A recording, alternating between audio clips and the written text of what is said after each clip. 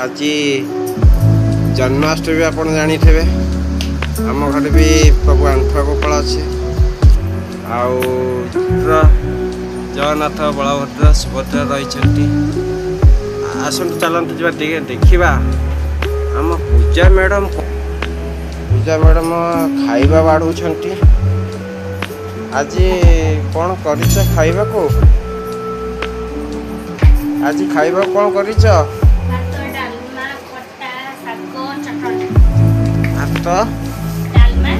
डालमा सेटा को चटनी सेटा धनिया चटनी आज सकाल कौन करते आज जोरसोर भोक हो नहीं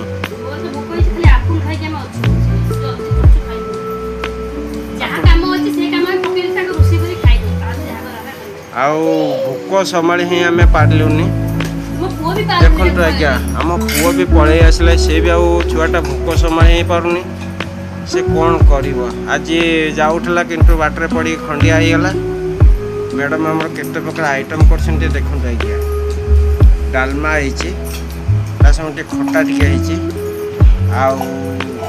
आमर शाग कुशिला शाग भजा होती धनिया चटनी आज आमर ये सब प्रिपारेसन जोरसोर चली देखा आगे आम टेस्ट भी करवा केमी खाद्य जदि भल होल मत आपण कहले मुझे घर को पार्सल पठेबी देखा आप आज टेस्ट करवा पूजा नानी अरुआ अन्न डालमा शाग भजा आला टमाटो खटा ये शाग भजा ये आम धनिया चटनी आ सांग अरुआ भात देखा केमी लगे टेस्ट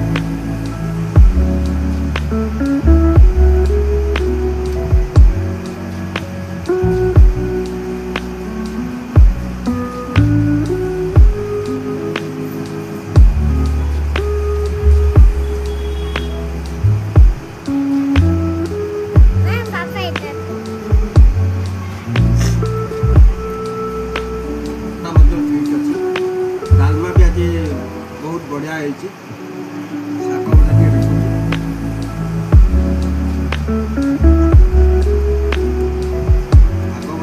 भी ठीक अच्छे धनिया चटनी देखा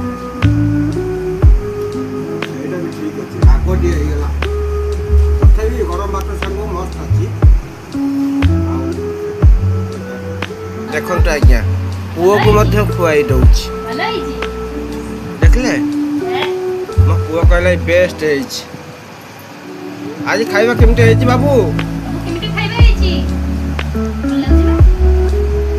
हां केमते खाइबा है जे कहू ना केमते खाइबा है खाइबा खाइबा पूरा बढ़िया है वर्षा पकेला कपड़ा पाई जाउछंती बाबू आज खाइबाटा केमते है कौ जिनसटा बहुत भल लगुच कौटा तार ना कौन अच्छी अन्न डालमा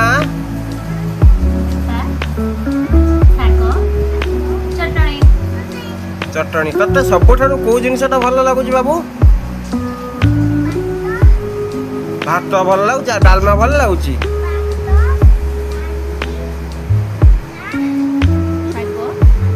आज आज देखो आमर आज मैडम बहुत खुशी भात टिके डालमा टिके शाग टिके खटा टिके आज जन्माष्टमी कर आम घरे भी आज श्रीकृष्ण जन्माष्टमी आठी भी से करते जमी गोटे कथा ना माँ जमी छुआटा खुआई दिए आज देखु से खुशी छोट छुआ जो आम ठेलु आम माँ मैंने आमको यही खुआई दौले किंतु आमे तो आज बड़ हो गलो किंतु आमे भी गोटे छुआर बापा हो गलो देखु